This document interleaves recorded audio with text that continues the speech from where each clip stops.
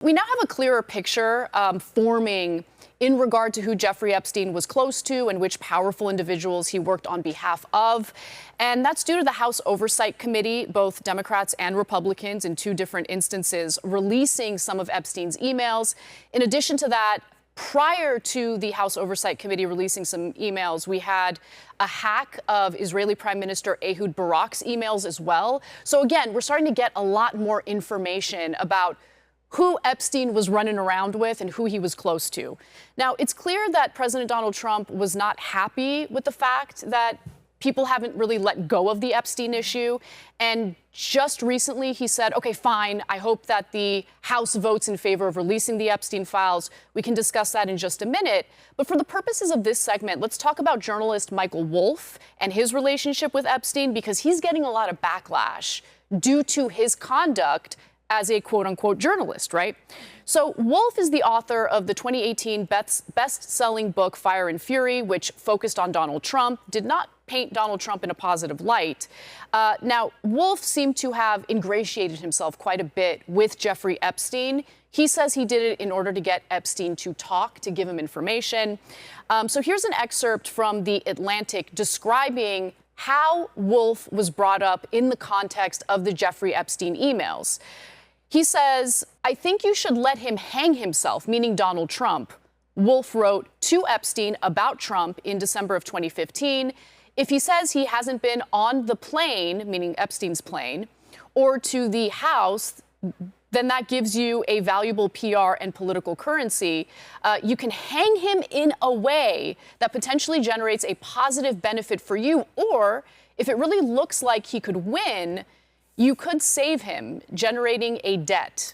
In October of 2016, after the release of a tape in which Trump boasted about sexual assault, of course, that's the audio where he talked about grabbing women and kissing them without their permission, Wolff wrote to Epstein that he could speak about Trump in such a way that could garner you great sympathy and help finish him. So clearly, this email makes it abundantly clear that Michael Wolff wasn't just interviewing Epstein to get information from him. He wasn't just ingratiating himself with Epstein to get information from him. He was literally serving as more of an advisor than anything else. Now, we've got a lot more to get to in this story, but before I get to more details, very, very curious. Let me ask you, because, you work in journalism, you have for a long time. Do you feel that this breaches journalistic ethics, or do you think this is fair play? I do think it's a breach of journalistic ethics. I think it's crazy to be advising your sources on how they can use information to attack a presidential candidate. That seems to just go really above and beyond what you're supposed to be doing, where you're asking questions, you're getting information, but you're not taking a side necessarily in your source's story, which I think you should probably not be doing, Right. At least not to this extent. This seems pretty wild. Mm-hmm. I think this is the worst of access journalism, and it's exemplified by people like Michael Wolff, people like Maggie Haberman. I used to call her MAGA Haberman because President Trump used to call Maggie his shrink.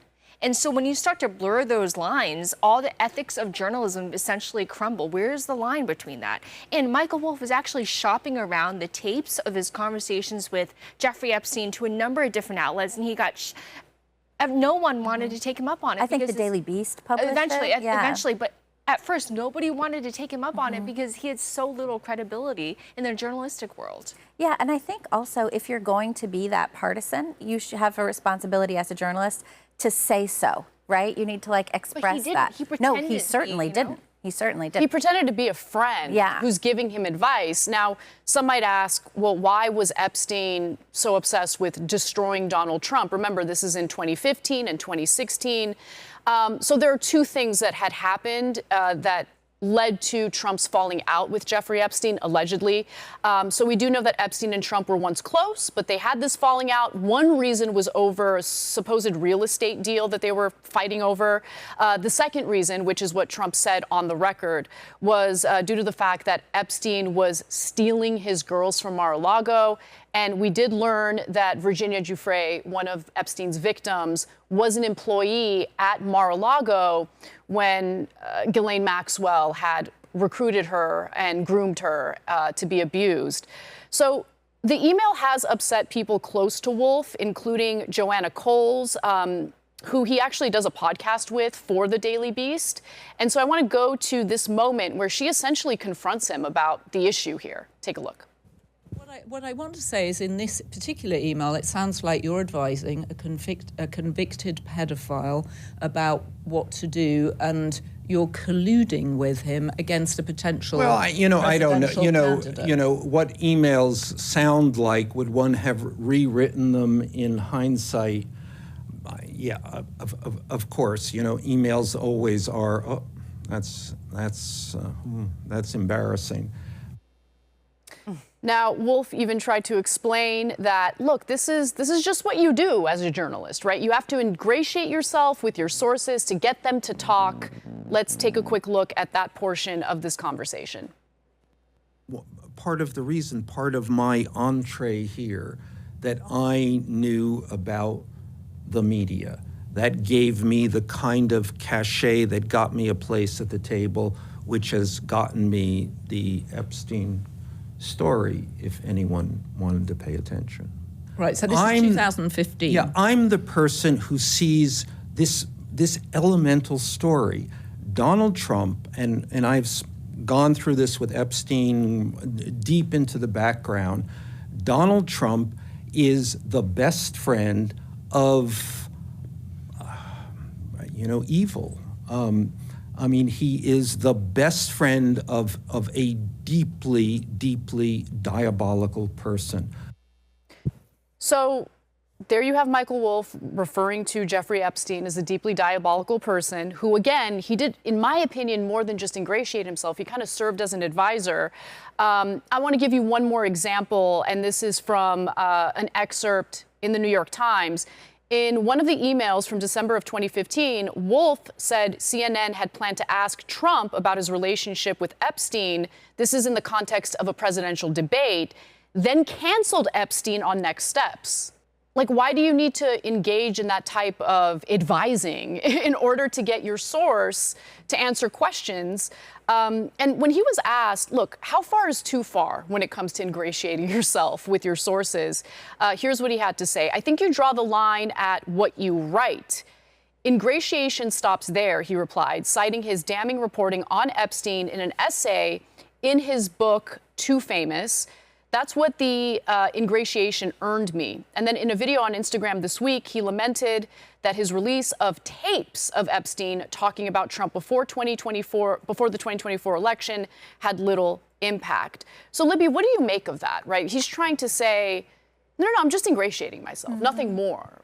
But he doesn't really answer to the fact that he was literally advising Epstein. I should note, Trump wasn't asked about the Epstein files in the context of that CNN debate. So on top of advising Epstein, it seems like he was also just lying to Epstein to try to get information out of him. Right. I mean, I think that Wolff really wanted there to be something between Trump and Epstein that he could run with and say, Trump is an evil guy. This is the stuff he did with Epstein.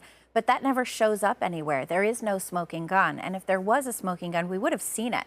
We would have seen it in the Biden administration when his entire Department of Justice was geared toward going after Trump. If they had something like this, we would have seen it, right? And we haven't seen it. It does not appear to exist. I think probably what Trump has been saying about Epstein for all of this time, he was not a guy that I liked. I kicked him out of Mar-a-Lago, all of this stuff. I think that's probably more close to the truth. And I thought it was interesting to hear Trump demand that the Epstein files be released, because at this point it is such, and it's like it came up during the campaign. Right. He was like, sure, go ahead, release it, whatever. And then it became a thing where everyone was saying he was campaigning on it. I think that's a little not exactly true. I mean, and now he's it's certainly distracting from his policy, and he doesn't like when things distract from his successes. He was the one who was saying himself, I'm going to release the Epstein files. He's the one who made it an issue. He was the one who made it a relevant topic. Nobody else would. Actually, I think he was the loudest spokesperson in this regard. I do want to say, though, not only is there no evidence, no smoking gun whatsoever that President Trump is involved in the sex trafficking. So far, the victims, so far, right. The victims have said time and time again, including Marjorie Taylor Greene, that President Trump had nothing to do with it.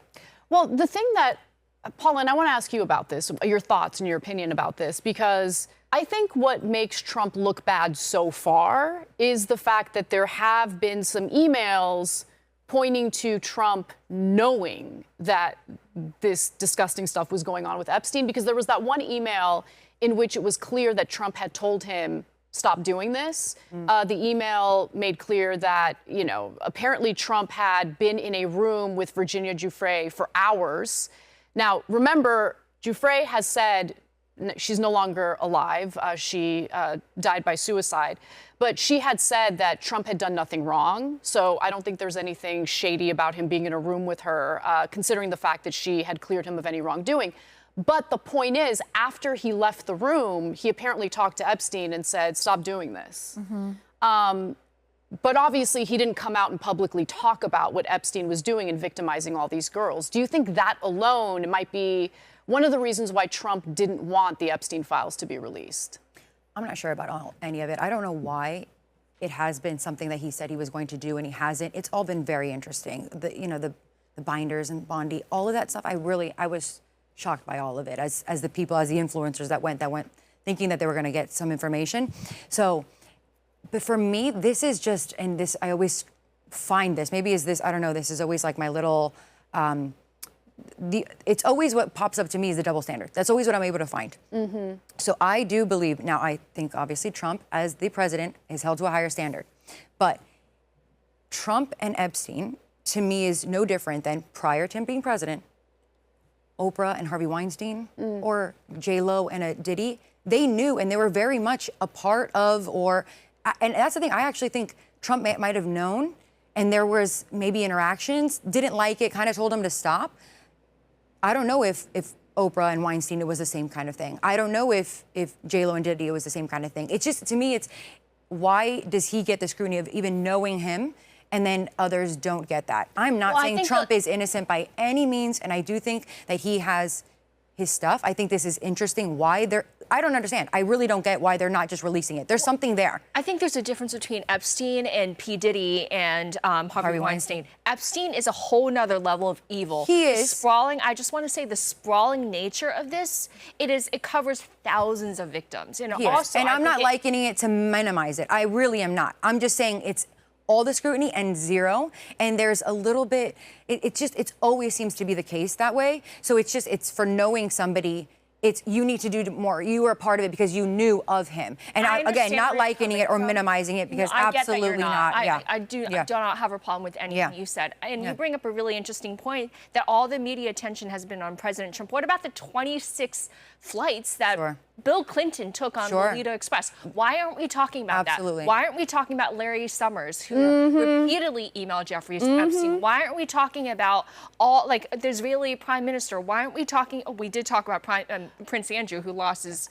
And he is president, so he does have to be held to a higher standard. But there is, before that, he was just like any other, let's say, celebrity. He was the same as an Oprah. And did we forget the fact that Melinda Gates divorced Bill Gates? Because of their relationship. Right, because of Gates' relationship with Epstein. Man, I have so many things to say because you both actually reminded me of various things that I really want to bring up. Number one, in regard to Ehud Barak's relationship with Jeffrey Epstein. So Ehud Barak, for anyone who might not be familiar with him, former prime minister of Israel who had a very close relationship with Jeffrey Epstein.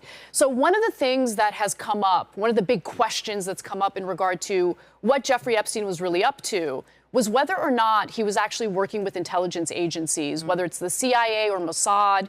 And Drop Site News has done a really, really good job poring over these emails and finding the connections, finding the links of basically Epstein giving advice, political and strategic advice, to members of the Israeli government. And I'm sure that there's going to be other emails that might even tie Jeffrey Epstein to other intelligence services for other countries as well. But the point that I'm trying to make is this wasn't merely a disgusting pervert who was victimizing young girls. That's bad enough.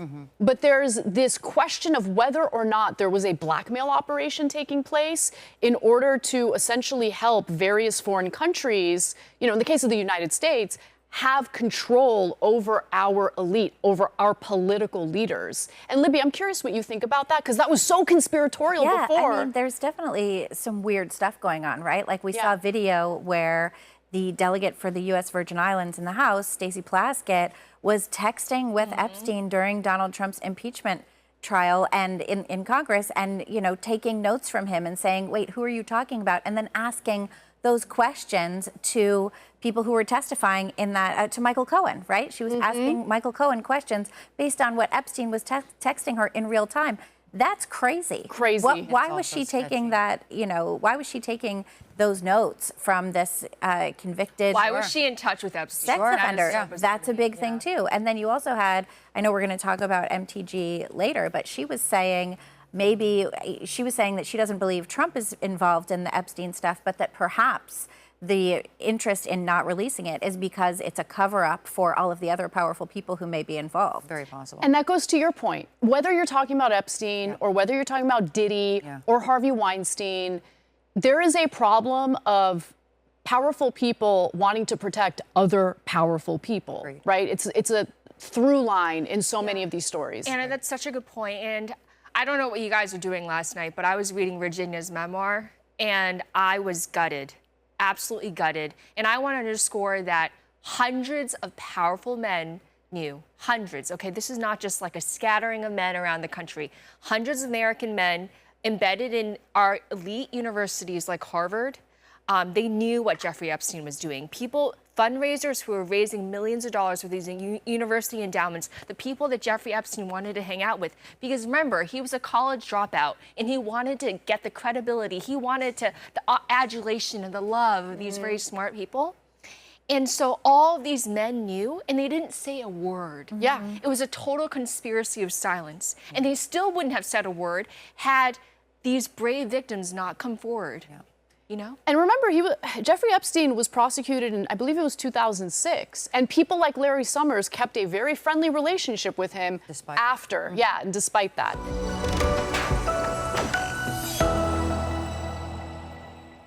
Hi, everyone. I'm Lindy Lee. If you like this clip, please go to YouTube, look for her take, and subscribe. You won't regret it.